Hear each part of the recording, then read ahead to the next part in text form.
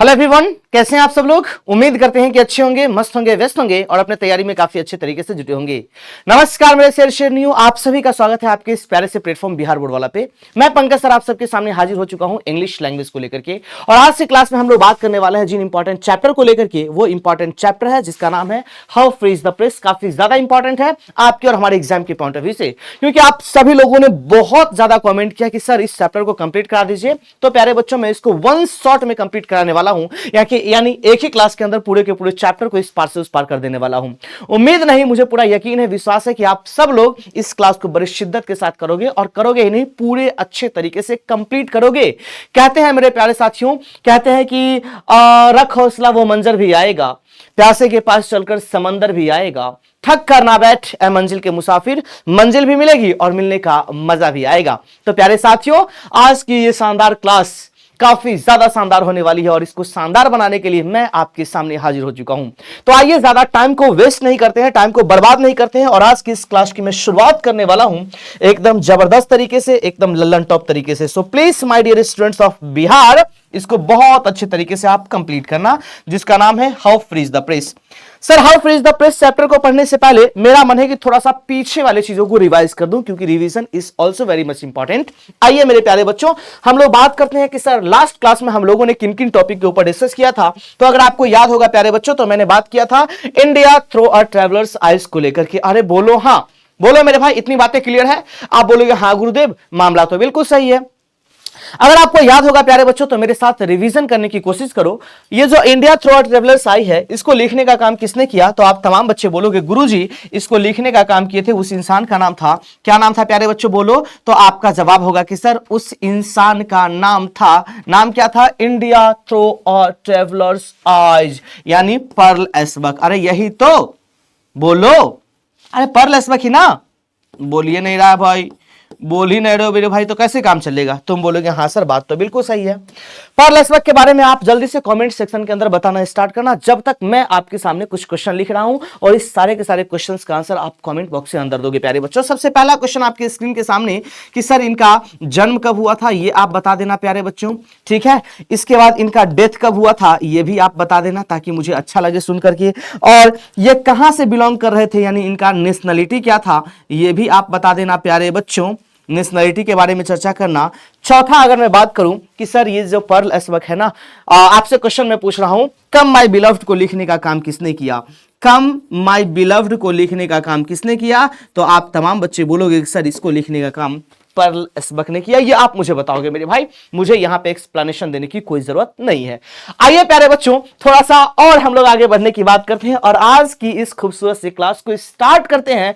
बस एक बार फिर से सुनो, इस क्लास को स्टार्ट करने से पहले एक बात तो आपसे मैं कहूंगा ही कहूंगा कि प्यारे बच्चों, आज की क्लास में हम लोग बात करने वाले हैं how free is the press chapter को लेकर के।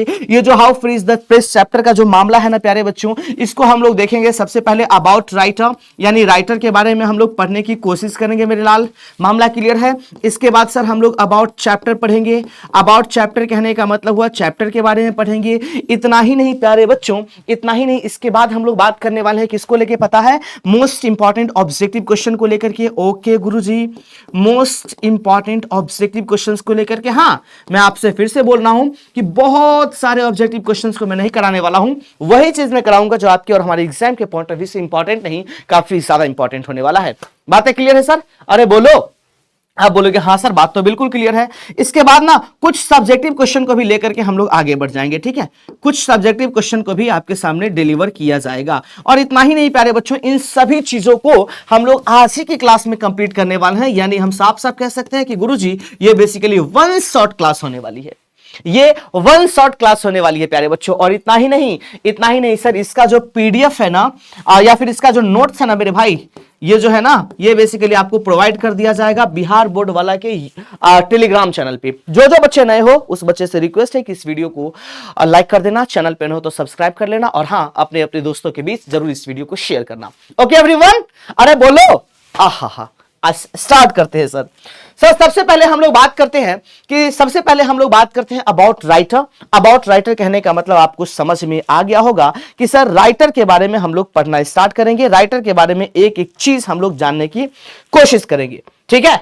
सबसे पहला क्वेश्चन आपके जहन में यह आएगा कि गुरुजी अगर मैं आपसे ये पूछूं कि सर इनका नाम क्या है, तो जल्दी से जल्दी कमेंट बॉक्स के अंदर लिखना स्टार्ट कर देना प्यारे बच्चों आप सभी लोग कि गुरुजी इनका नाम क्या है, जल्दी से लिखना स्टार्ट कर दो। देखते हैं मेरे लाल कि किस किस बच्चे का एकदम सही तरीके से आंसर आ रहा है। तो आप बोलोगे सर इनका नाम है डोरोथी एल सेयर्स। क्या नाम है प्यारे बच्चों, बोलो। तो आपका जवाब होगा कि सर इनका नाम है डोरोथी एल सेयर्स। इस पॉइंट को अच्छे तरीके से दिल और दिमाग में डाल लेने का, इस पॉइंट को मेरे भाई बहुत अच्छे तरीके से दिल और दिमाग में डाल लेने का। सवाल यह पैदा होता है कि सर इनका जन्म कब हुआ था और इनका डेथ कब हुआ था। तो याद रखना प्यारे बच्चों, इनका जन्म हुआ था 1893 के अंदर। अच्छा, पूछा जाएगा कि सर इनका डेथ कब हुआ था, तो आपके दिल से आवाज आएगी 1957 के अंदर। कब मेरे भाई, यानी 1957 में इस इंसान का डेथ हुआ था और ये इंसान इस दुनिया को छोड़ करके चले गए थे। ये जो डोरथी एल सेयर्स है प्यारे बच्चों, ये बेसिकली महिला है। डोरथी एल सेयर्स जो है ना, ये बेसिकली महिला है। इस पॉइंट को भी दिमाग में अच्छे तरीके से आपको डाल लेना है। इसीलिए आपको पता है कि सर अगर कोई पुरुष होता है ना तो उसके लिए हम लोग ही शब्द का इस्तेमाल करते हैं, लेकिन अगर कोई महिला है ना तो उसके लिए हम लोग शी शब्द का इस्तेमाल करते हैं। अगर गलती में मैं कभी इनके बारे में अगर ही शब्द का इस्तेमाल कर दिया हूं तो माफ करना मेरे भाई, ठीक है, वो थोड़ा सा मिस्टेक हो गया होगा। आइए प्यारे बच्चों, तो हम लोग बात करते हैं कि सर ये कहां से बिलोंग कर रहे थे, इनको हम लोग किस राइटर के रूप में जानते हैं। तो आप तमाम बच्चे बोलोगे कि sir she is also known as, इन्हें और भी कहा जाता है, किस राइटर के रूप में जाने जाते हैं मेरे भाई। तो आपका जवाब होगा ब्रिटिश राइटर। अरे बोलो हाँ, किस राइटर के रूप में प्यारे बच्चों, तो आपका जवाब होगा कि सर इनको हम लोग ब्रिटिश राइटर के रूप में जानते हैं। आप बोलोगे हाँ गुरुदेव, मामला तो बिल्कुल क्लियर है। थोड़ा सा अगर आगे बढ़ने की बात करेंगे प्यारे बच्चों, अब सवाल यह पैदा होता है कि सर ये बेसिकली क्या क्या थे। तो याद रखना मेरी जान, अच्छे तरीके से दिल और दिमाग में डाल लेना कि सर ये बेसिकली एक एसेइस्ट थे। ये जो पर्ल एस्बक, ये क्या नाम है, ये जो डोरथी एल सेयर्स है ना, ये बेसिकली क्या है। तो आप तमाम बच्चे बोलोगे कि सर ये जो है ना वो एक एसेइस्ट है, एसेइस्ट थी। बेसिकली एसेइस्ट कहने का मतलब बात समझ में आया, निबंधकार। ऐसे को हिंदी में हम लोग निबंध बोलते हैं और निबंध को लिखने वाले को निबंधकार बोलते हैं। बातें क्लियर है। तो एक एसेइस्ट थी, इस बात को दिमाग में अच्छे तरीके से फिट कर लेना। थोड़ा सा और आगे बढ़ते हैं प्यारे बच्चों, ये वाला मामला क्लियर है। इसके साथ साथ ये कवि भी थी, यानी पोएट भी दिमाग में डाल लेना मेरे भाई। पोएट भी आपको दिमाग में अच्छे तरीके से फिट कर लेना है। इतना ही नहीं सर, ये बेसिकली प्ले राइट भी थी, ये नाटक को भी लिखने का काम कर रही थी। बातें समझ में आई या फिर नहीं आई, एक बार फिर से सुनो। एसेइस्ट भी थी, पोएट भी थी और प्ले राइट भी थी। तीनों पॉइंट को अच्छे तरीके से दिल और दिमाग में डाल लेना है। तीनों पॉइंट को बहुत अच्छे तरीके से दिल और दिमाग में डाल लेना है प्यारे बच्चों। मामला क्लियर है दोस्त? बोलो इतनी बातें सबको समझ में आ गई? अरे हाँ या फिर ना? आप बोलोगे यस गुरुदेव, बातें तो बिल्कुल क्लियर है। अब सवाल यह पैदा होता है कि सर इनको कहां पे पढ़ाया लिखाया गया था, इन्होंने अपनी शिक्षा कहां पे ली थी, किस यूनिवर्सिटी में इन्होंने पढ़ाई की थी। तो अच्छे तरीके से दिमाग में डाल लीजिएगा, वो स्टडी की थी ऑक्सफोर्ड यूनिवर्सिटी के अंदर। अरे बोलो किस यूनिवर्सिटी के अंदर, तो कमेंट सेक्शन के अंदर लिखना स्टार्ट करो, ऑक्सफोर्ड यूनिवर्सिटी के अंदर। अरे लिखो मेरे भाई, लिखो किस यूनिवर्सिटी के अंदर, ऑक्सफोर्ड यूनिवर्सिटी के अंदर। और एक बात मैं आप सबसे बताना चाहता हूं, ये ऑक्सफोर्ड यूनिवर्सिटी से ग्रेजुएट होने वाली पहली महिला थी। अरे भैया याद रखना, ऑक्सफोर्ड यूनिवर्सिटी से ग्रेजुएट होने वाली पहली महिला कौन थी। तो आप तमाम बच्चे जोर जोर से बोलोगे कि सर उस महिला का नाम था डोरथी एल सेयर्स। अरे एक बार फिर से सुनो, एक बार फिर से बोलो, ऑक्सफोर्ड यूनिवर्सिटी से ग्रेजुएट होने वाली पहली महिला का नाम क्या था। तो आपका जवाब होगा डोरथी एल सेयर्स। सवाल यह पैदा होता है कि सर इन्होंने ग्रेजुएशन कब किया उस यूनिवर्सिटी से, तो 1915 को, 1915 को। इतनी बातें क्लियर है तो लिखो ना मेरे भाई, she was educated in Oxford university. लिखो मेरे भाई, शी वॉज एजुकेटेड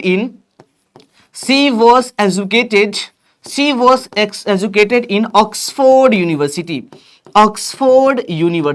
ओहो, ये ऑक्सफोर्ड यूनिवर्सिटी में पढ़ाई लिखाई की थी, यानी इनकी शिक्षा दीक्षा ऑक्सफोर्ड यूनिवर्सिटी के अंदर हुई थी। अब सवाल पैदा होता है कि सर ये कौन से नंबर की महिला थी ग्रेजुएट होने वाली, तो पहली महिला थी। तो लिखो, she was one of the first women to graduate from Oxford University in 1915। अरे लिख मेरे भाई, she was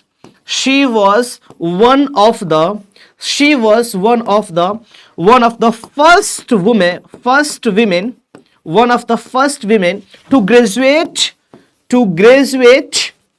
to graduate from Oxford University, to graduate from Oxford University, Oxford University in 1915। 1915 में ग्रेजुएशन कंप्लीट करने वाली ऑक्सफोर्ड यूनिवर्सिटी से ये पहली महिला थी। इस पॉइंट को अच्छे तरीके से आपके दिल और दिमाग में फिट होना कर लेना, और ये आपको अच्छे तरीके से फिट कर लेना चाहिए मेरे भाई। बोलिए मेरे दोस्तों, कहीं से कोई दिक्कत तो नहीं है किसी को? अरे बोलो हाँ या ना। कहीं से किसी भी प्रकार की कोई समस्या तो नहीं, कोई कष्ट तो नहीं, कोई परेशानी तो नहीं मेरे बालक? अरे बोलो मेरे भाई एक बार फिर से इन चीजों का। अच्छा, इस पूरे के पूरे चैप्टर में बेसिकली किन चीजों पे विशेष तौर पे फोकस किया गया है? तो सर प्रेस वाले के, प्रेस तो समझते हो ना, जैसे न्यूज़पेपर कह सकते हो, या फिर मीडिया वाला जो माइक लेकर के पहुंच जाता है जहां तहां, बात समझ में आया? तो उसके मिसयूज के बारे में चर्चा किया गया है, वो भी मैं बात करूंगा मेरे भाई। लेकिन पहले इतना तो आप सुन लो, एक बार इन चीजों को मेरे साथ रिवाइज करना मेरे भाई। रिपीटिशन बहुत ज्यादा जरूरी है। अगर जब तक आप रिवाइज नहीं करोगे चीजों को, यानी चीजें आपको अच्छे तरीके से समझ में नहीं आएगी। बात समझ में आया? मैं आपसे वादा करता हूं प्यारे बच्चों की जो चीज मैं पढ़ा दूं उसको आपके दिमाग में फिट करके ही हटूंगा मेरे भाई, वादा है मेरा। आइए, सबसे पहला क्वेश्चन यह है कि सर ये जो चैप्टर है how free is the press, इसको लिखने का काम किसने किया? तो आप तमाम बच्चे बोलोगे कि सर डोरथी एल्सियस ने किया। कोई बात नहीं है। अच्छा, डोरथी एल्सियस का जन्म कब हुआ? 1893 को हुआ। इनका डेथ कब हुआ? 1957 को हुआ। ये कहां से बिलोंग कर रही थी? तो सर ये ब्रिटेन से बिलोंग कर रही थी, इसी वजह से इनको ब्रिटिश राइटर के रूप में जानते हैं। ये क्या क्या थी? एसेइस्ट थी। एसेइस्ट कहने का मतलब निबंधकार। ये पोएट भी थी, यानी कवि भी थी, और इसके साथ साथ प्यारे बच्चों प्ले राइट भी थी, एक नाटककार भी थी। ठीक है, जब हम बात करते हैं डोरथी एल्सियस को लेकर के, तो डोरथी एल्सियस जो है ना, वो पहली ऐसी महिला थी ऑक्सफोर्ड यूनिवर्सिटी से ग्रेजुएट होने वाली। वो पहली ऐसी महिला थी जो ऑक्सफोर्ड यूनिवर्सिटी से ग्रेजुएट हुई थी 1915 के अंदर। इतनी बातें क्लियर है मेरे प्यारे बच्चों? जल्दी से बताओ, इतनी बातें क्लियर है? अगर क्लियर है ना तो अभी के अभी कमेंट सेक्शन के अंदर जा मेरी जान, और वहां पे बताना स्टार्ट कर दे, yes sir I have got all your points. Please मुझे इन्फॉर्म करो मेरे भाई, जल्दी से मुझे बताना स्टार्ट करो। बोलो बोलो बोलो, जल्दी बताओ जल्दी बताओ। आप बोलोगे हाँ गुरुदेव, मामला तो बिल्कुल क्लियर है। आइए मेरे प्यारे बच्चों, सभा को थोड़ा सा और आगे बढ़ाने की बात करते हैं। अब हम लोग बात करते हैं फेमस कलेक्शन को लेकर के प्यारे बच्चों। अब हम लोग बात करते हैं फेमस कलेक्शन को लेकर के कि सर इन्होंने किन किन चीजों को लिखने का काम किया जो हमारे एग्जाम के पॉइंट ऑफ व्यू से काफी ज्यादा इंपॉर्टेंट है। तो याद रखना, सबसे पहला जिसका नाम है क्लाउड्स ऑफ विटनेस। आपसे क्वेश्चन पूछा जाएगा क्लाउड्स ऑफ विटनेस को किसने लिखा? तो आपके दिल से आवाज आएगी डोरथी एल्सियस ने लिखा। आपसे क्वेश्चन पूछा जाएगा अननेचुरल डेथ को किसने लिखा? आपके दिल से आवाज आएगी डोरथी एल्सियस ने लिखा। आपसे क्वेश्चन पूछा जाएगा नाइन टेलर्स किसके द्वारा लिखा गया? आपके दिल से आवाज आएगी डोरथी एल्सियस के द्वारा। आपसे क्वेश्चन पूछा जाएगा गॉरी नाइट्स किसने लिखा? आप तमाम बच्चे बोलोगे कि सर डोरथी एल्सियस ने लिखा। इतने पॉइंट्स आपके दिमाग में अच्छे तरीके से फिट होने चाहिए। अरे वही डोरथी एल्सियस। मैं बार बार चीजों को रिवाइज करता हूं ताकि आपके दिमाग में वो चीजें हमेशा के लिए फिट हो जाए कि सर वही डोरथी एल्सियस जिनका जन्म 1893 को हुआ था और जिनका डेथ 1957 को हुआ था। ये बेसिकली ब्रिटिश राइटर के रूप में भी जानी जाती है। ठीक है, आगे बढ़ते हैं प्यारे बच्चों, इतनी मामला बहुत अच्छे तरीके से क्लियर हो चुकी है। अब हम लोग बात करते हैं सर चैप्टर को लेकर के बात करते हैं कि रियल में चैप्टर का टाइप क्या है। तो आजा मोरे राजा, इस चैप्टर के बारे में जल्दी से समझ ले। देख, सबसे पहले चैप्टर का नाम क्या है प्यारे बच्चों? हेडिंग दे दो अबाउट चैप्टर, यानी चैप्टर के बारे में बहुत ज्यादा डिस्कशन नहीं करेंगे, उसी चीज पे हम लोग फोकस करने वाले हैं जो हमारे एग्जाम के पॉइंट ऑफ व्यू से काफी ज्यादा इंपॉर्टेंट है। Getting my point? आइए आइए आइए आइए आइए आइए, देखिए देखिए देखिए देखिए, यहां देखिए सर। सबसे पहले आपसे क्वेश्चन पूछेगा प्यारे बच्चों नेम क्या है, आई मीन नाम क्या है? तो आप तमाम बच्चे बोलोगे गुरुजी नाम है डोरथी एल्सियस। कोई बात नहीं है, कोई बात नहीं है, ठीक है। आपका जवाब होगा हाँ महोदय, बातें बिल्कुल क्लियर है। आपसे क्वेश्चन ये पूछा जाएगा प्यारे बच्चों कि सर इसका टाइप कैसा है, ये बताओ ना, इसका टाइप कैसा है? तो सर याद रखिएगा इसका टाइप जो है ना वो ऐसे है। कैसे है? तो ऐसे है। ऐसे कहने का मतलब एक निबंध है। बातें क्लियर है? अच्छा एक बात करो, याद करो मेरे भाई, जल्दी जल्दी पुराना बात याद करो। सारे के सारे बच्चे पुराना बात याद करना स्टार्ट कर दो यार। सारे के सारे बच्चे जो है ना वो पुराना बात बताना स्टार्ट कर दो मुझे, जल्दी से जल्दी से। क्या बताओगे क्या बताओगे? यहां मैं बताता हूं, देखो क्या क्या बताना है आपको पता है। सबसे पहले बताओ, सभी बच्चे बताओ कि सर सर ये जो है ना, भारत इज माई होम, इसका टाइप क्या है जल्दी से बताना स्टार्ट करो। भारत इज माई होम का टाइप कैसा है प्यारे बच्चों, ये बताना स्टार्ट करो, पहली बात। दूसरी बात मैं आपसे ये पूछता हूं कि सर अ मैरिज प्रपोजल का टाइप कैसा है, ये भी आप बताओ, कमेंट सेक्शन के अंदर बताना स्टार्ट करो। अ मैरिज प्रपोजल का टाइप कैसा है जल्दी से बताओ। तीसरा प्यारे बच्चों अगर मैं आपसे ये पूछूं कि ये क्या नाम है, क्या नाम है, अ पिंच ऑफ स्नफ, इसका टाइप कैसा है, अ पिंच ऑफ स्नफ इसका टाइप कैसा है, ये भी आप मुझे कमेंट सेक्शन के अंदर बताना। इतना ही नहीं, आपसे मैं पूछता हूं प्यारे बच्चों, आई हैव अ ड्रीम का टाइप कैसा है, आई हैव अ ड्रीम का टाइप कैसा है। देखो ये याद रखना बहुत ज्यादा जरूरी है, क्योंकि यहां से आपके और हमारे एग्जामिनेशन में क्वेश्चन आते हैं सर। अगर क्वेश्चंस आते हैं ना तो किसी भी कीमत पे क्वेश्चन नहीं छूटने चाहिए। इतना तो एटलीस्ट अपने अंदर क्वालिटी डेवलप कर ले, आपके तैयारी का लेवल एटलीस्ट इतना तो होने चाहिए मेरी जान, कि जो चीज मैं पढ़ाऊं वो आपके दिमाग में सटासट प्रवेश करता हुआ चले जाए। बोलो ना, अरे बोलो ना भाई। आप बोलोगे हाँ महोदय बातें तो बिल्कुल क्लियर है। तो आई हैव अ ड्रीम जो चैप्टर है, इसको लिखने का काम किए थे उस इंसान का नाम था मार्टिन लूथर किंग जूनियर। और आई हैव अ ड्रीम अपने आप एक स्पीच है, स्पीच कहने का मतलब ये अपने आप में एक भाषण है। जब हम बात करते हैं Bharat is my home chapter को लेकर के, तो सर इसको लिखने का काम किए थे उस इंसान का नाम था डॉक्टर जाकिर हुसैन। और भारत इज माई होम जो है ना वो भी अपने आप में एक स्पीच है। अच्छा, अ मैरिज प्रपोजल क्या है, तो अ मैरिज प्रपोजल को लिखने का काम किए थे एंटोन चेकर साहब। और क्या है प्यारे बच्चों, तो आपका जवाब होगा कि सर ये बेसिकली एक ड्रामा है, कोई दिक्कत ही नहीं है। जब हम बात करते हैं अ पिंच ऑफ स्नफ को लेकर के, तो ये क्या है, तो याद रखिएगा ये एक शॉर्ट स्टोरी है प्यारे बच्चों। क्या है, एक शॉर्ट स्टोरी है जिसको लिखने का काम किए थे उस इंसान का नाम था मनोहर मालगुंकर। उम्मीद नहीं, मुझे पूरा यकीन है, विश्वास है कि ये बात आपके दिल में अच्छे तरीके से सेट हो गई होगी, अच्छे तरीके से फिट हो गई होगी। बोलो बातें क्लियर है, बोलो बातें क्लियर है। चलिए मेरे भाई अब हम लोग इस चैप्टर के बारे में डिस्कशन करना स्टार्ट करते हैं। सबसे पहली बात, how free is the press, how free is the press, इसमें बेसिकली प्रेस वाले के बारे में डिस्कस किया गया है। प्रेस कहने का मतलब साफ साफ आप समझ लो ना, जो मीडिया वाला जो एंकरिंग वगैरह करता है, जो न्यूज वगैरह बताने का काम करता है, एकदम देहाती भाषा में समझो, एकदम देहाती भाषा में, बहुत ज्यादा फॉर्मल होने की जरूरत नहीं है। जिस तरीके से मैं पढ़ा रहा हूं एग्जैक्ट दिमाग में वही डाल लो, बस आपका काम हो जाएगा। मैं फिर से बता रहा हूं, ये बेसिकली वन शॉट क्लास है। उन्हीं चीजों पे हम फोकस करेंगे जो हमारे और आपके एग्जाम के पॉइंट ऑफ व्यू से इंपॉर्टेंट होगा। फालतू की बात मैं नहीं करने वाला हूं मेरे भाई, ठीक है। आइए, सबसे पहला क्वेश्चन ये आता है कि सर ये जो प्रेस है ना, जो प्रेस होता है, जो प्रेस होता है ना, press is the true watch dog of democracy. Sir ये जो प्रेस है, जो मीडिया वाला होता है, जो समाचार दिखाने वाला होता है, मैं उसको डायरेक्ट प्रेस बोलूंगा, याद रख लेना। जो प्रेस होता है ना प्यारे बच्चों, जो प्रेस होता है ना, ये बेसिकली डेमोक्रेसी का, डेमोक्रेसी कहने का मतलब हुआ लोकतंत्र। किसका मेरे भाई, लोकतंत्र का, लोकतंत्र का ट्रू वॉच डॉग होता है। वॉच डॉग कहने का मतलब घड़ी कुत्ता नहीं, वॉच डॉग कहने का मतलब होता है रखवाला। क्या मतलब होता है प्यारे बच्चों, रखवाला। और ट्रू का मतलब होता है सच्चा रखवाला। अच्छा सर, प्रेस जो है ना वो किसी भी डेमोक्रेसी का, किसी भी लोकतंत्र का एक सच्चा रखवाला माना जाता है। अगर हम पे अत्याचार होगा, यहां पे लोगों के यहां किसी भी देश के लोगों के ऊपर अत्याचार होगा, तो उसको दिखाने का काम कौन करेगा, उसको सरकार तक पहुंचाने का काम कौन करेगा, तो मेरे भाई वो प्रेस वाले ही तो करते हैं। कौन करते हैं, तो प्रेस वाले ही करते हैं मेरे भाई। ये मैं नहीं कह रहा हूं, ये बेसिकली डोरथी एल्सियस, जितने भी शब्द यहां पे है ना, सारे के सारे शब्द डोरथी एल्सियस के द्वारा ही कही गई है। इस बात को दिमाग में डाल लेना, ठीक है।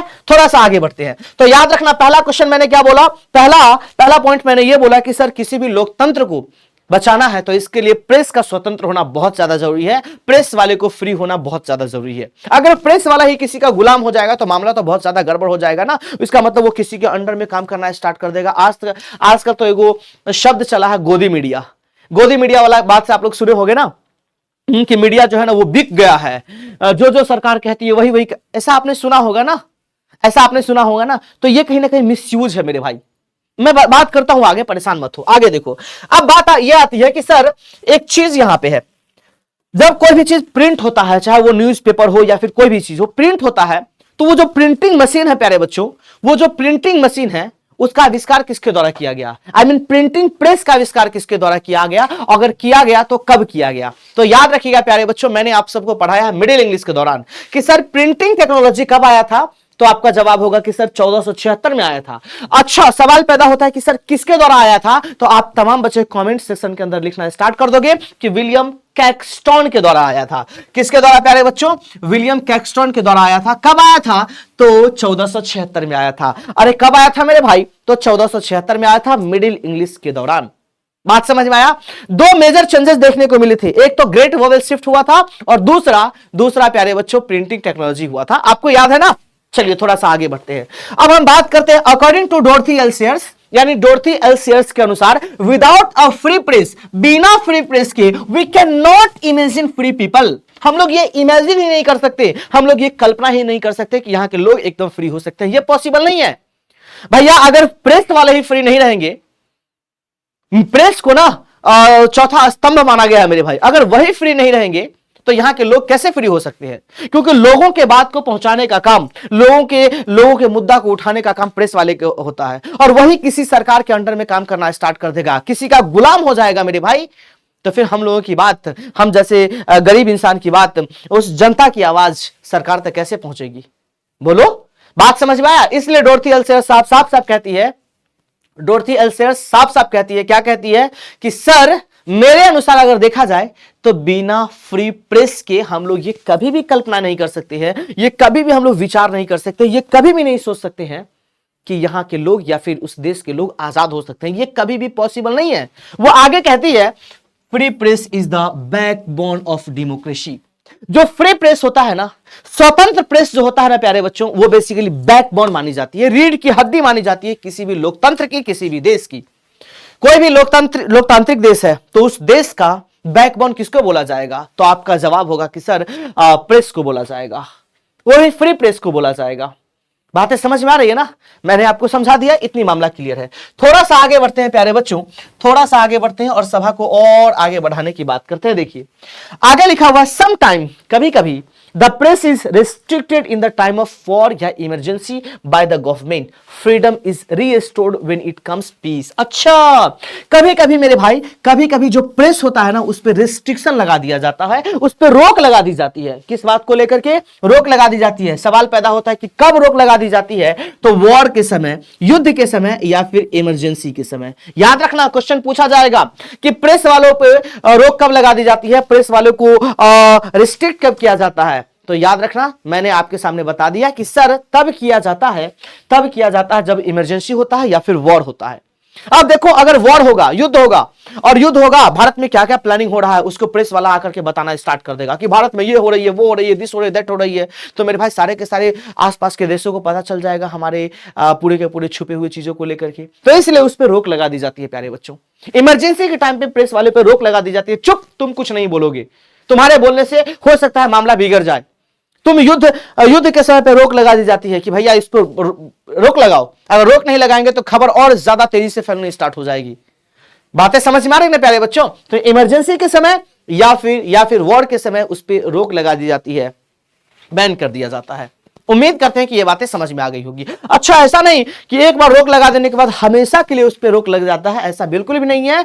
फिर से मेरे भाई रिस्टोर कर लिया जाता है, फिर से उसको फ्रीडम दी जाती है, फिर से आजादी दी जाती है। कब? जब पीस हो जाती है, जब शांति हो जाती है। कब प्यारे बच्चों? जब शांति हो जाती है, पूरा का पूरा मामला एकदम शांत हो जाता है, तब क्या होता है पता है? तब इसको रिस्टोर्ड कर दिया जाता है, पुनः फ्री कर दिया जाता है। बातें समझ में आ रही है ना? बातें समझ में आई? एक बार फिर से सुनो, प्रेस वालों पे रोक कब लगा दी जाती है? तो आपका जवाब होगा वॉर के समय या फिर इमरजेंसी के समय। अच्छा, इसको फिर से आजादी दी जाती है कब? जब देश में शांति का माहौल छा जाता है, तब। जब देश के अंदर शांति का माहौल छा जाता है तब मेरे भाई। आगे सुनो मेरे भाई, आगे क्या बोला गया? Press is not free everywhere. Press हर जगह फ्री नहीं है। एवरीवेयर का मतलब हर जगह। आपसे क्वेश्चन पूछा जाएगा, क्या प्रेस हर जगह फ्री है? तो डोरथी एल सेयर्स कहती है कि नहीं, हर जगह फ्री नहीं है। तुम ही सोच करके देखो मेरे भाई कि प्रेस अगर हर जगह फ्री होता, वैसे भी प्रेस वाले से नेता लोग कितना ज्यादा डरते हैं, ये तो आपको पता ही होगा। जैसे वो माइक लेकर के पहुंचते हैं, थर थर कांपना स्टार्ट कर देते हैं। लेकिन अगर प्रेस फ्री हर जगह होता तो मोदी जी जैसे जीते तो भैया मीडिया वाला नहीं छोड़ता। मोदी जाते वॉशरूम करने के लिए, मीडिया वाला दौड़े दौड़े माइक लेकर के जाते, मोदी जी बताइए आपको वॉशरूम करके कैसा फील हो रहा है? या फिर किसी और के बारे में मैं बता रहा हूं, कोई भी नेता के बारे में, कि बताइए आप कैसा फील कर रहे हैं। वो उधर लगे हुए हैं और पूछ रहे हैं कि भाई एक बात बताइए, आप जीते हो, कैसा कैसा महसूस कर रहे हो? बातें समझ में आ रही है मेरे भाई? बातें समझ में आ रही है? तो मैं ये कह रहा हूं कि सर प्रेस वाला ना हर एक जगह फ्री नहीं होता है प्यारे बच्चों, हर जगह फ्री नहीं होता। बात समझ, अगर हर एक जगह फ्री होता तो मामला तो बहुत ज्यादा गड़बड़ हो जाता यार, वो तो कहीं पे माइक उठा के चला जाता, लेकिन ऐसा नहीं है। आगे सुनिए, आगे बोला गया है, प्रेस कैन मेक और ब्रेक आवर रेपुटेशन। रेपुटेशन का मतलब होता है इज्जत। इज्जत, जो प्रेस होता है ना प्यारे बच्चों, वो हमारे रेपुटेशन को बना भी सकता है, हमारे इज्जत को बना भी सकता है, और हमारे इज्जत को बिगाड़ भी सकता है, तोड़ भी सकता है, खत्म भी कर सकता है। एक बार फिर से सुनना, हमारे इज्जत को बनाने का काम या फिर हमारे इज्जत को बिगाड़ने का काम किसका होता है? तो आपका जवाब होगा कि सर कहीं ना कहीं प्रेस का होता है, कहीं ना कहीं प्रेस का होता है यार। प्रेस हमारी इज्जत को बना भी सकता है और वो हमारी इज्जत को बेकार भी कर सकता है। अगर वो चाहेगा कि नहीं इस इंसान को वायरल कर देना है, तो उसके बारे में खूब अच्छाइयां बताना स्टार्ट कर देंगे, उसके बारे में छुपी हुई बातों को निकालना स्टार्ट कर देंगे और वो चीजें वायरल हो जाएगी। रेपुटेशन बन गया, उसको फैलाना है, बना सकता है, और उसको बिगाड़ भी सकता है मेरे भाई, उसकी बुराइयां को दिखा करके उसको बेकार कर सकता है। इसीलिए इसीलिए इसीलिए पॉलिटिशियंस, जो राजनेता होते हैं, आर केयरफुल, काफी ज्यादा सावधान होते हैं, नॉट टू एंटागोनाइज, अवहेलना नहीं करते हैं किसका? प्रेस वाले का। कोई भी नेता को तुम देखोगे मेरे भाई, प्रेस वाले के खिलाफ में बात नहीं करेगा, हमेशा तारीफ करेगा। प्रेस वाले के खिलाफ में क्यों नहीं बात करता है पता है? इसके पीछे का सबसे बड़ा रीजन यह है कि उसको डर लग रहा होता है मेरे भाई, डर लग रहा होता है कि अगर उसके बारे में हम बोलना स्टार्ट कर देंगे, उस प्रेस वाले के बारे में बोलना स्टार्ट कर देंगे, तो कहीं ऐसा ना हो कि दूसरे दिन मेरे पास माइक लेकर के आ जाए, और दूसरे दिन माइक लेकर के आ जाए, मेरी जो भी काली करतूत है सबको दिखाना स्टार्ट कर दे। इसलिए उसे काफी ज्यादा एकदम सावधान रहते हैं, एकदम सावधान। बोल रहे, भाषण दे रहे हैं कि मैं ये कर दूंगा, मैं वो कर दूंगा, मैं दिस कर दूंगा, मैं डेट कर दूंगा, उधर देखिए भैया मीडिया वाला माइक लेकर के आ रहा है। हम ना आपको बहुत अच्छे लेवल पे लेकर के जाएंगे। प्यारे देशवासियों, मैं बहुत ज्यादा वादा नहीं करता हूं, मैं बहुत ज्यादा वादा नहीं करता हूं, लेकिन जो भी वादा करता हूं उसे पूरा करने की कोशिश करता हूं। मैं आपको आपके खाते में 15 लाख रुपया नहीं भेजूंगा, ये सच है। अगर कभी मैं बोल दिया हूं तो ये एक मामला गड़बड़ हो गया। कभी कुछ कभी कुछ, ये कब प्यारे बच्चों? इस तरीके का एकदम शांति से भाषण देना, अगर मीडिया वाला है तो माइक जैसे उसके सामने जाएगा एकदम शांत हो जाएगा मेरे भाई, फालतू का नहीं बोलेगा, अदरवाइज कुछ भी बोल करके निकलने की कोशिश करेगा। ऐसा थोड़े होता है यार, है? तो इसलिए जो ये होते हैं ना, क्या नाम है, जो पॉलिटिशियंस होते हैं मेरे प्यारे बच्चों, वो काफी ज्यादा केयरफुल होते हैं, काफी ज्यादा। वो एंटागोनाइज मतलब वो अवहेलना नहीं करना चाहते हैं किसी भी प्रेस वाले का। चलिए प्यारे बच्चों, इतनी बातें आपको समझ में आ गई है। अगर समझ में आ गई है तो इन चीजों को मैं एक बार फिर से रिपीट करने की कोशिश करता हूं। देखो, आपसे पहला क्वेश्चन पूछेगा प्यारे बच्चों कि जो प्रेस होता है उसको क्या बोला गया है, तो आपका जवाब होगा प्रेस वाले को ना, या फिर प्रेस को ना ट्रू वॉचडॉग बोला गया है, सच्चा रखवाला बोला गया है। किसका? किसी भी लोकतांत्रिक देश का। दूसरा, प्रिंटिंग प्रेस किसके द्वारा सेटअप किया गया था? तो कैक्सटॉन के द्वारा सेटअप किया गया था। कब? तो आपको पता है सर। डोर्थी एल सेयर्स के अनुसार, अगर बिना फ्री प्रेस के हम लोग ये इमेजिन नहीं कर सकते हैं कि यहाँ के लोग बिल्कुल आजाद हैं, ऐसा हम लोग इमेजिन नहीं कर सकते हैं। ठीक है, प्रेस वालों पे रोक लगा दी जाती है। कब? जब वॉर चल रहा होता है या फिर जब इमरजेंसी होता है, और फिर रिस्टोर कर दिया जाता है। कब? जब पीस की मामला हो जाती, मतलब पीस का मामला हो जाता है, यानी शांति का मामला हो जाता है। ठीक है, कोई दिक्कत नहीं है। प्रेस क्या हर जगह फ्री होता है? तुम बोलोगे नहीं, press is not free everywhere, हर एक जगह फ्री नहीं होता है। अच्छा, प्रेस वाला ही हमारे रेपुटेशन को ब्रेक भी कर सकता है और हमारे रेपुटेशन को मेक भी कर सकता है। ठीक है, जो पॉलिटिशियन होते हैं वो काफी ज्यादा केयरफुल होते हैं। इतनी बातें क्लियर हो चुकी है। थोड़ा सा आगे बढ़ते हैं प्यारे बच्चों, और हम लोग बात करते हैं कुछ और इंपॉर्टेंट पॉइंट को लेकर के। भारत के अंदर खास करके, या फिर जो भी लोकतांत्रिक देश है, जो भी लोकतांत्रिक देश है प्यारे बच्चों, उसके बारे में एक पॉइंट बोल रहा हूं, इसको दिमाग में अच्छे तरीके से तो फिट कर लेना कि सर स्टेट जो होता है ना, स्टेट मतलब जो सरकार होती है ना, जो राज्य होती है ना, उसको बेसिकली सर्वेंट बोला गया है। किसका? लोगों का। यानी state is the servant of the people. जो स्टेट है, जो राज्य है, जो सरकार है, उसको लोगों का नौकर बोला गया है, लोगों का सर्वेंट बोला गया है। बातें क्लियर है? वही प्यारे बच्चों, अगर हम लोग बात करते हैं लोग को लेकर के, तो जो लोग होते हैं ना, people are the master of the state. जो पीपल होते हैं ना, जो लोग होते हैं ना, वो किसी भी देश के या फिर किसी भी राज्य के क्या या फिर किसी भी सरकार के मास्टर माने जाते हैं। इस बात को दिमाग में अच्छे तरीके से फिट कर लेना। मास्टर कहने का मतलब मालिक, लेकिन यहां यार नेता को तुम जिता दो और जिताने के बाद वो अपने आप को मालिक समझना स्टार्ट कर देते हैं। हम लोगों को तो कोई वैल्यू नहीं देता है मेरे भाई। मालिक समझना स्टार्ट कर देता है खुद को, और यहां के लोगों को नौकर समझना स्टार्ट कर देता है। उससे तुम बातें करने की कोशिश करोगे, वो इंसान बात तक नहीं करेगा, जबकि उसको पता है कि इसी इंसान की वजह से हम इस पोस्ट पे हैं।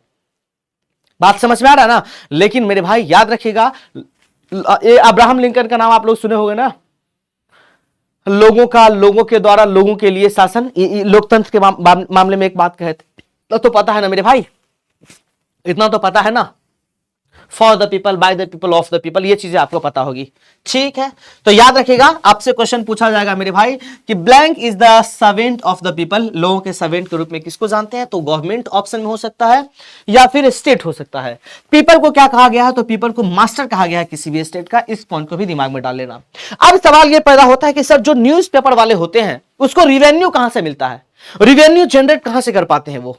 क्योंकि हम लोग इतना देखते हैं प्यारे बच्चों कि एगो न्यूज़पेपर के अंदर, एगो न्यूज़पेपर, इतना बड़का बड़का न्यूज़पेपर रहेगा, उसमें बहुत सारे पेजेस होते हैं, लेकिन केवल केवल 5 रुपया में मिल जाता है। इसके पीछे का रीजन क्या है भाई? इतना छोटा सा कॉपी खरीदने के लिए जाते हो तो उसका प्राइस 10 रुपया, 15 रुपया, 20 रुपया, 50 रुपया रहता है, लेकिन इतना बड़ा न्यूज़पेपर, एकदम अच्छी अच्छी खबरें आपके सामने रहती है, लेकिन फिर भी उसका दाम केवल केवल 5 रुपया, 4 रुपया, 3 रुपया होता है, 10 रुपया होता है।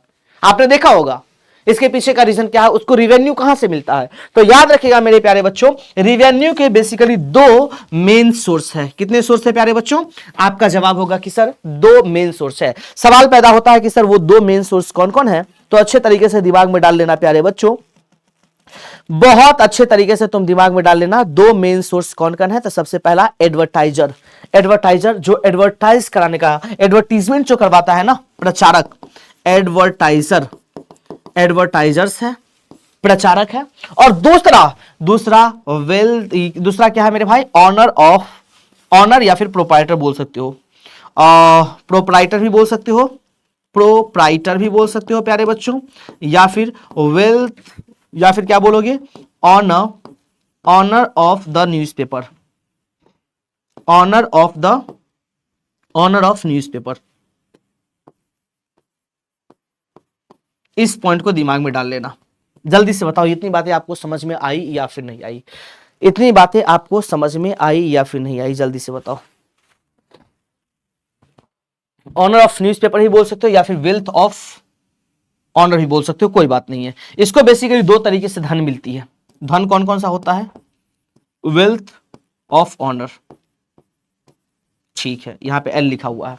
इतनी बातें समझ में आई? एक बार फिर से सुनो मैंने क्या बोला। सवाल ये पैदा होता है कि सर रिवेन्यू कहां से जनरेट होता है, कहां से इसको पैसा आता है? तो एडवर्टाइजर जो एडवर्टीजमेंट करवाता है, जो प्रचार करवाता है। आप लोग देखे होंगे न्यूज़पेपर के ऊपर ना, न्यूज़पेपर ऊपर में फलाना संस्था के बारे में बहुत अच्छी बातें लिखी होती है। आप लोग देखे होंगे ना कि किसी का प्रचार, किसी का प्रचार, किसी का प्रचार, पूरा का पूरा जो फर्स्ट पेज होता है या फिर लास्ट पेज होता है, आपने देखते होंगे वहां पे खाली प्रचार होता है। और अब मैं आपको बताऊं, इतना छोटा सा आप कोई भी चीज लिखवा दो और फ्रंट पेज पे लाखों रुपया मिलता है मेरे भाई, लाखों रुपया देना पड़ता है एक दिन का, लाखों रुपया देना पड़ता है एक दिन का मेरे भाई, सोच सकते हो।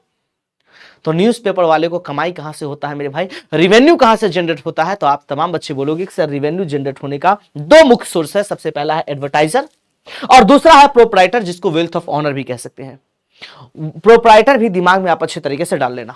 बातें समझ में आई? अरे हाँ या ना, इतनी बातें समझ में आई कि नहीं है? आप बोलोगे हाँ सर बातें तो समझ में आई। अब सवाल पैदा होता है कि सर खर्च ये लोग करेगा, खर्च ये लोग करेगा, तो जो एडिटोरियल पॉलिसी होता है, जो संपादक नीति होता है, मतलब वो एडिटोरियल पॉलिसी जो होता है, एडिटोरियल को बात समझ में आ रहा ना? जो एडिटोरियल पॉलिसी होता है उसको कितने लोग द्वारा कंट्रोल किया जाएगा? तो भैया धन देता है 2 लोग, तो कंट्रोल किसके द्वारा? तो 2 लोगों के द्वारा। तो याद रखिएगा मेरे भाई, जो भी एडिटोरियल पॉलिसी होता है ना, उसको बेसिकली 2 चीफ फैक्टर द्वारा कंट्रोल किया जाता है।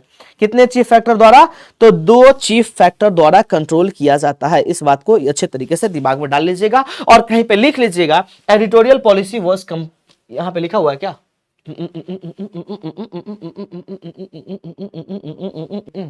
नहीं लिखा है, देखो।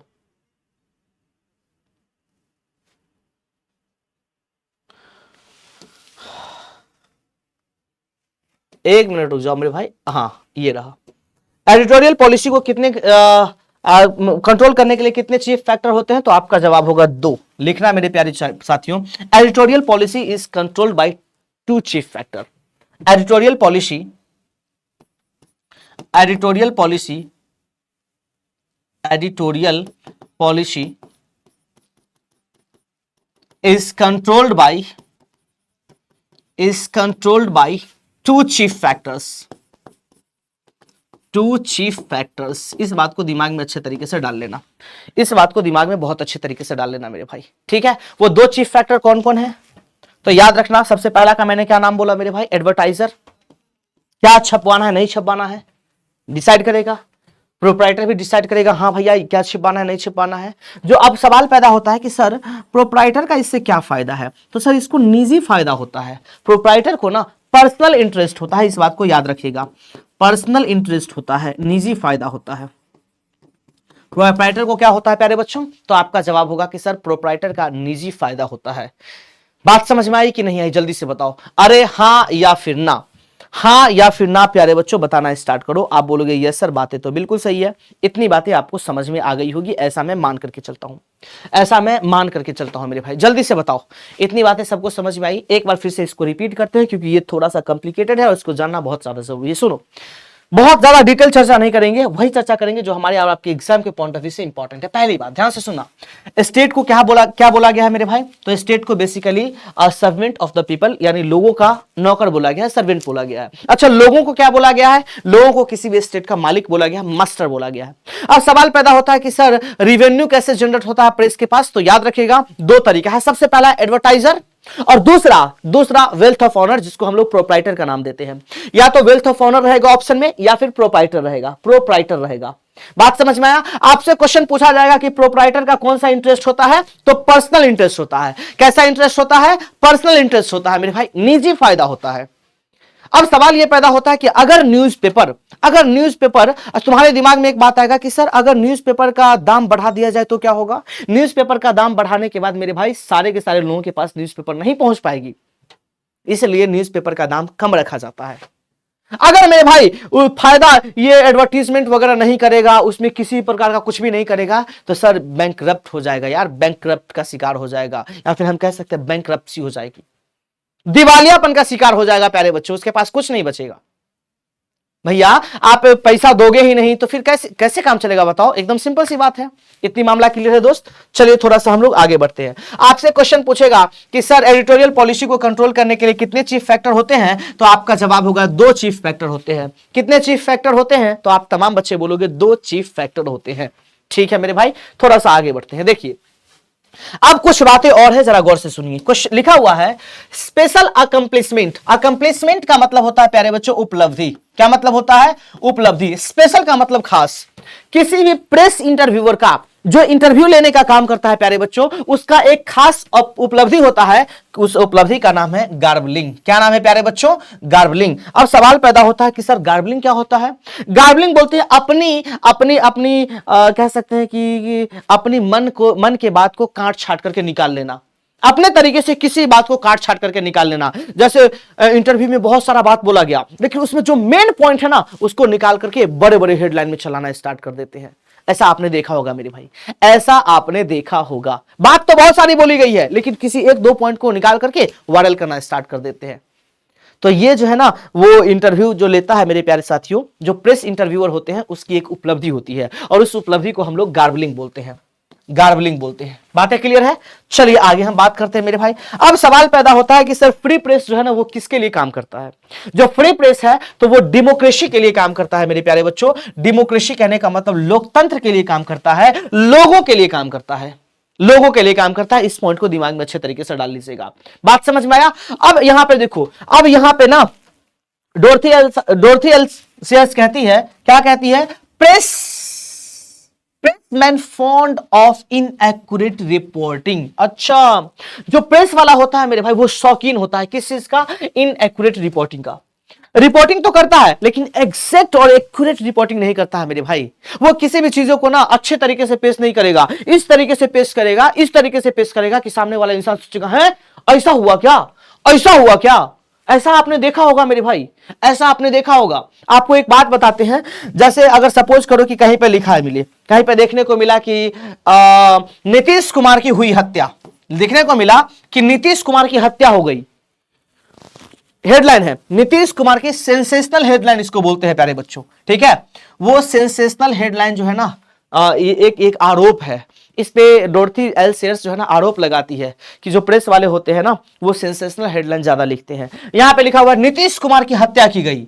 जब पूरे के पूरे चीज को पढ़ते हो तो पता चलता है अच्छा नीतीश कुमार जो कि बेगूसराय डिस्ट्रिक्ट से बिलोंग कर रहा था, वो इंसान साइकिल से रात के 2 बजे कहीं घूमने के लिए जा रहा था भरी ठंड में, जिसके वजह से किसी एक इंसान ने गोली मार करके हत्या कर दी। उसका नाम नीतीश कुमार था। लो भैया, यहां पे लिखा हुआ नीतीश कुमार की हत्या, तो सर सारे के सारे लोग सोचेंगे भैया क्या वो मुख्यमंत्री जी हैं, तो उसको पढ़ना स्टार्ट करेंगे। इस तरीके का हेडलाइन देने का काम कौन करता है, तो सर न्यूज़पेपर में ऐसा देखने को मिलता है। आप लोगों भी देखा होगा मेरे भाई, ये कोई बड़ी बात थोड़े है।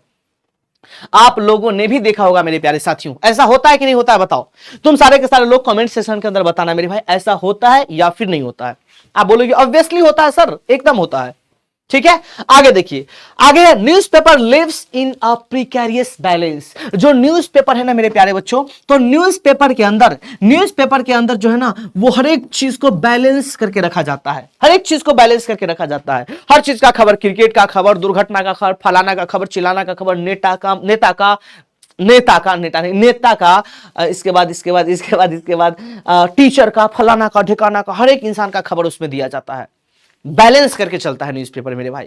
ऐसा नहीं किसी एक ही चीज के बारे में पूरा लिख देता है, ऐसा बिल्कुल भी नहीं। हर एक चीज को कवर करने की कोशिश करता है। ठीक है, आगे बढ़ते हैं मेरे भाई। अच्छा, यहां पे 2 इंसान के बारे में डिस्कस किया गया है प्यारे बच्चों, और उस इंसान का नाम है हिटलर और दूसरा का नाम है नॉर्थ क्लिफ। पहला का नाम क्या है, पहला का नाम है हिटलर और दूसरा का नाम है नॉर्थ क्लिफ। ऐसा बोला गया है कि सर हिटलर और नॉर्थ क्लिफ ने कहा था, क्या कहा था, रीडर्स बिलीव्स एनीथिंग। जो पढ़ने वाले होते हैं ना न्यूज़पेपर, वो न्यूज़पेपर पढ़ने वाले इंसान को कुछ भी विश्वास दिलाया जा सकता है। कुछ भी मतलब कुछ भी विश्वास दिलाया जा सकता है। पाठकों को कुछ भी लिख करके विश्वास दिलाया जा सकता है। ऐसा कौन कहते हैं, ऐसा हिटलर और नॉर्थ क्लिफ कहते हैं। कौन कहते हैं प्यारे बच्चों, तो हिटलर और नॉर्थ क्लिफ कहते हैं। बातें समझ में आई। चलिए आगे बढ़ते हैं। आगे बोला गया है every newspaper lives in a precarious balance, वो कि मैंने आपको बता दिया। ठीक है, आगे बढ़िए।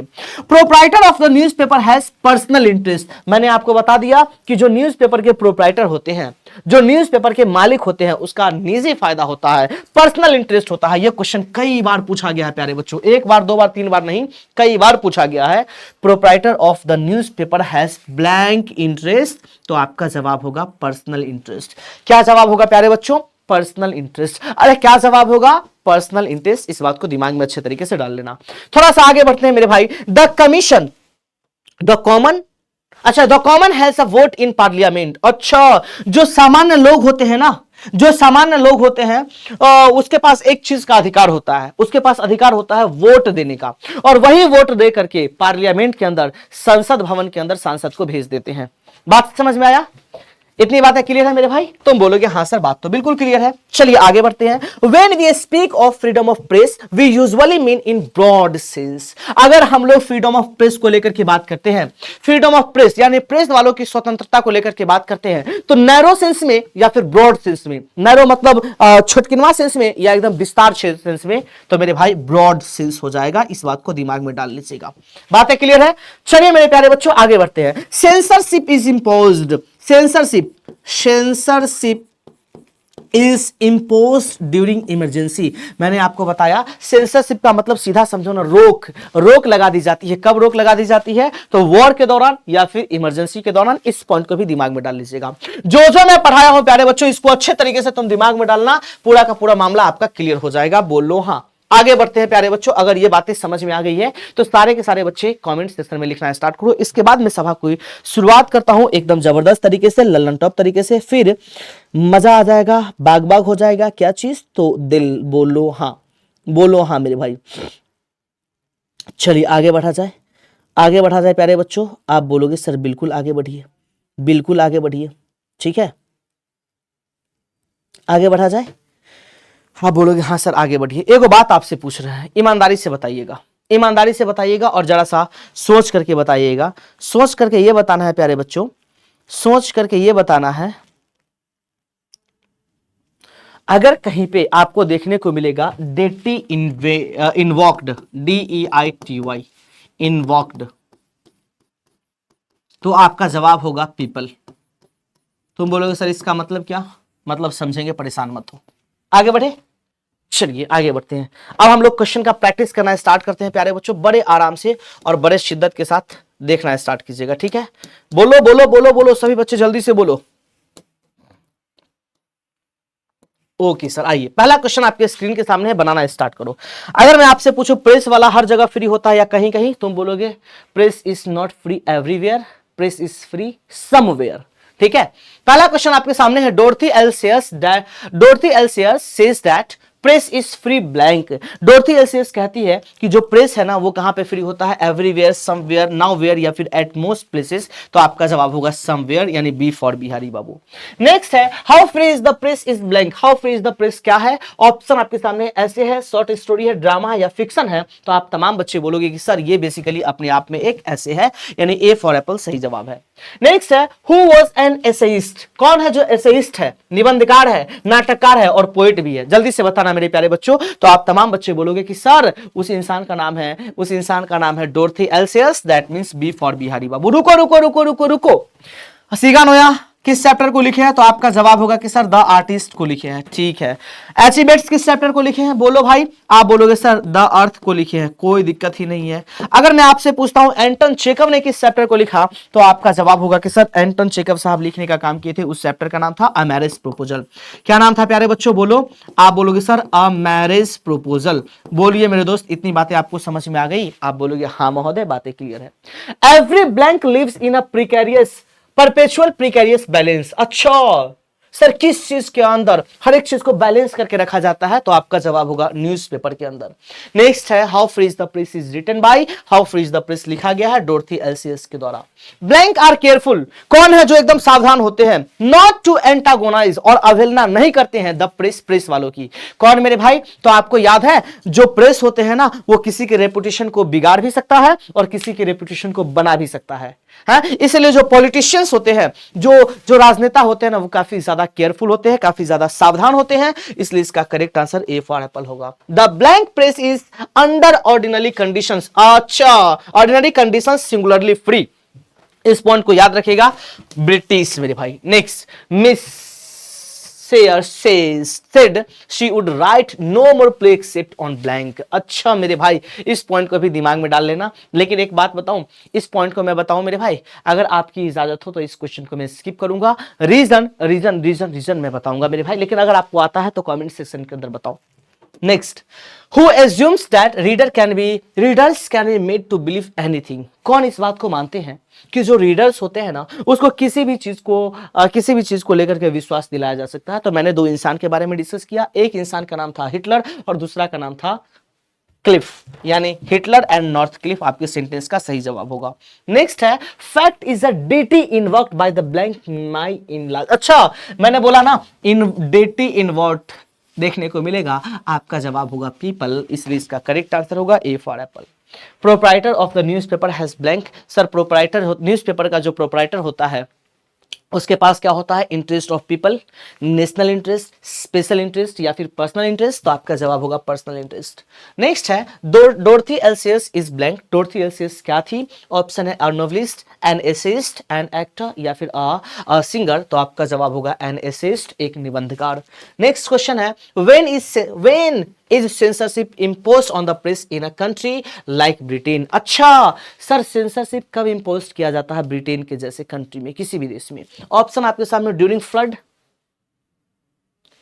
ड्यूरिंग इमरजेंसी, ड्यूरिंग इलेक्शन या फिर ड्यूरिंग डिजास्टर। इसका करेक्ट आंसर क्या होगा, तो आप बोलोगे सर इमरजेंसी के दौरान, यानी आपातकाल के दौरान। The editorial policy of a newspaper is control by. किसी भी न्यूज़पेपर का जो एडिटोरियल पॉलिसी होता है, the editorial policy of a newspaper is control by two chief factor. इसके दो चीफ फैक्टर होते हैं मेरे भाई। ऑप्शन गलती है, यहां पे फैक्टर्स के बारे में रहना चाहिए, तो याद रखिएगा टू चीफ फैक्टर्स, ठीक है।